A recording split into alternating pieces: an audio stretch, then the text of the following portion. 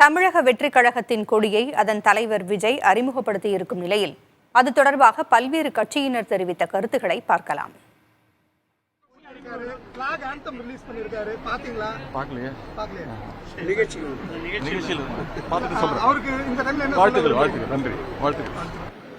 வக்ஃப் போர்டுக்காக ஒரு ஆக்ட் கொண்டு வந்திருக்காங்க மத்திய சர்க்கார்.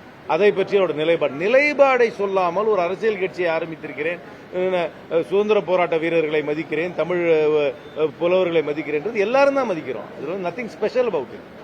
எல்லாரும் தான் பண்றோம், எல்லாரும் தான் நம்மளுடைய முன்னோர்களை மதிக்கின்றோம், நம்மளுடைய கலாச்சாரத்தை மதிக்கிறோம் சொல்வது ஒரு நிலைப்பாடு அல்ல.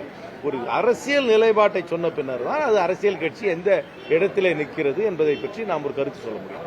நம்ம நாட்டில் யார் வேண்டுமென்றாலும் கட்சி ஆரம்பிக்கலாம். கட்சி ஆரம்பித்து பொதுமக்களுக்கு சேவை செய்வதற்கு அவர்கள் அரசியல் ஒரு தளமாக இருக்கிறது. நம்ம நாட்டில் அப்படி வருபவர்களை நாங்கள் வரவேற்கிறோம். அந்த அரசியல் நகர்வுகள்லாம் எப்படி இருக்குது விஜயனுடைய அரசியல் நகர்வு? இது நான் ஜோசியம் சொல்ல முடியாது. இன்றைக்கி தான் ஒரு கட்சி கொடியை ஆரம்பிச்சிருக்கிறார், கட்சி கொடியை வெளியிட்டிருக்கிறார். அவர் இன்னும் பொதுமக்கள்கிட்ட வெளியில் வரும்பொழுது தான் அவரை பற்றி இன்றைக்கு வந்திருக்கிறார். அவர்களை வரவேற்போம். யார் வேணுனாலும் தமிழ்நாட்டில் கட்சி ஆரம்பிக்கலாம், அதற்கு எந்த தடையும் இல்லை. அது அவர்களுடைய உரிமை. அந்த விதத்தில் அவர் இயக்கம் ஆரம்பித்திருக்கிறார்.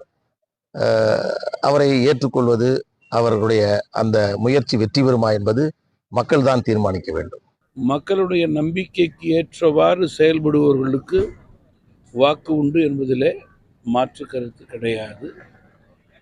புதிய கொடியை இன்றைக்கு துவங்கி இருக்கிற தமிழக வெற்றி கழகத்தினுடைய தலைவர் மரியாதைக்குரிய திரு விஜய் அவர்களுக்கு தமிழ் மாநில காங்கிரஸ் கட்சியின் சார்பிலே மனம் நிறைந்த வாழ்த்துக்களை தெரிவித்துக் கொள்கிறேன்.